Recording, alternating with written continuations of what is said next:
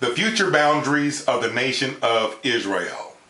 Many Jews and Gentiles alike are unfamiliar with the future boundaries of the nation of Israel.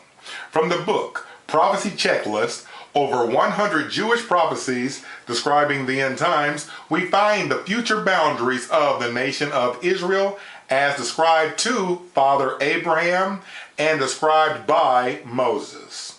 Genesis chapter 15 verse 18 reads, "In the day that the Lord made a covenant with Abraham, saying, Unto thy seed have I given this land from the river of Egypt," that being the Nile River on our first map,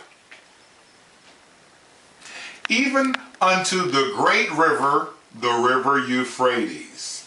Therefore, the Israelis' border will reach from the great Nile River of North Africa unto the great river Euphrates in Iraq." Moses expanded upon the concept of this land that will be granted to his chosen people called the Jewish people when he wrote in Deuteronomy chapter 11 verse 24, "Every place whereon the soles of your feet shall tread shall be yours, even from the wilderness and Lebanon, from the great river, the river Euphrates, which runs through Iraq, even unto the uttermost part of the sea shall be your coast. For ye shall pass over Jordan to go into the land and possess it, which the Lord your God hath given you." That's in verse 31. Now the great sea was called the Mediterranean Sea. But this sea is not called the Great Sea, but the uttermost sea, which means the sea farthest away. That being the Arabian Sea on the far side of Saudi Arabia and Yemen and the United Arab Emirates. This shall be the future border of the nation of Israel that would spark World War III if embarked upon today. Here is a map of how New Israel will look. The striped portion of land on this map is what eventually will encompass New Israel per Moses' writings in the book of Genesis and Deuteronomy. Remember that Abraham was born in Ur of the Chaldees, called Iraq.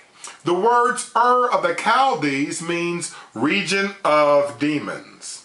And then he trekked over to the land of Canaan, known as Palestine before 1948, but now called Israel in our time.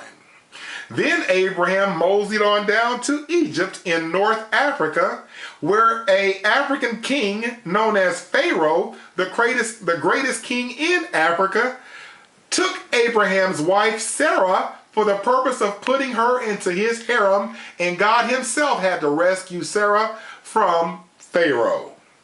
Then, after Sarah died, Abraham and his first son went over to Mecca, Saudi Arabia, and built that square cube building, which is the same dimensions as the city that Abraham was looking for, that is 4 square. It is called the Kaaba in Mecca, Saudi Arabia, where the nation of Islam and the Islamic people go and have their pilgrimage.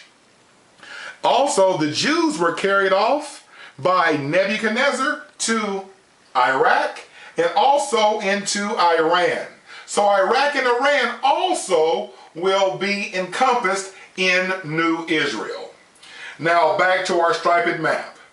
New Israel will encompass land that will be in next, such as Egypt, Israel proper, Jordan, Saudi Arabia, Iraq, Iran, Syria, and Lebanon shall comprise New Israel.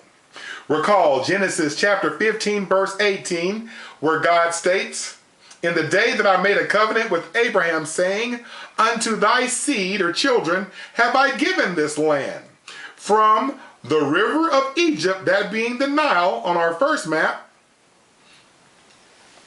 "even unto the great river, the river Euphrates."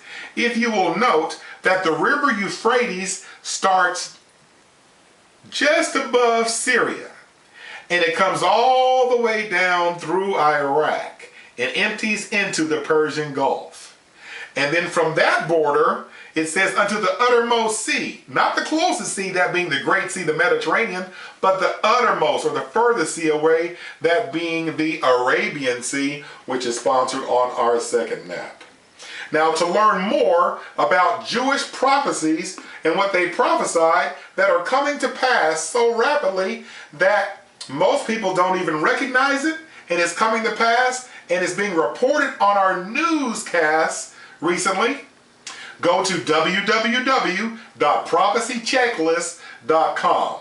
Also, there you can get the book titled Prophecy Checklist. Over 100 Jewish prophecies describing the end times. Thank you for listening.